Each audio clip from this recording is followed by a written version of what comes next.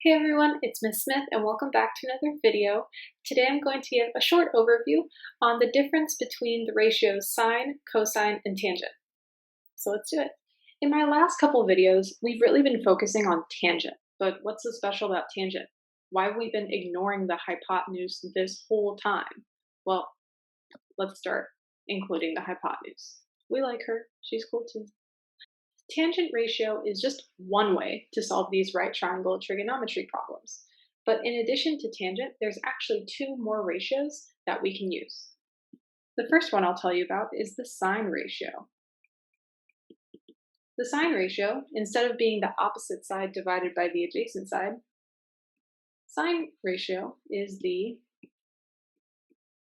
opposite side divided by the hypotenuse.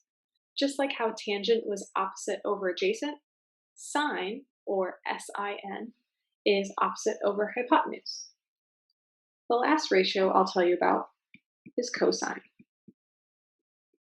Cosine is yet another ratio, but on this one, we're going to compare the adjacent to the hypotenuse.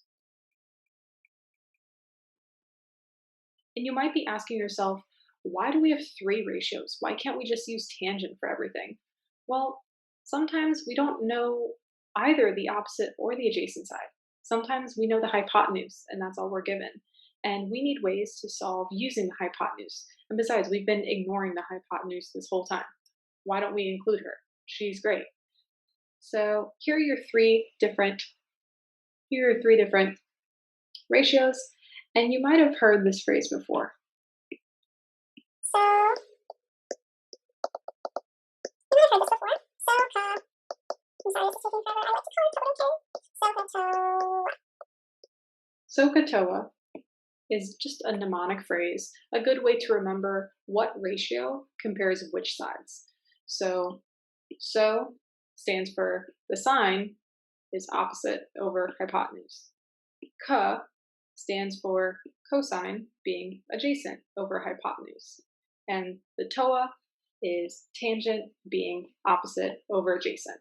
It's just a good way to remember which one is which, because it's easy to get them confused.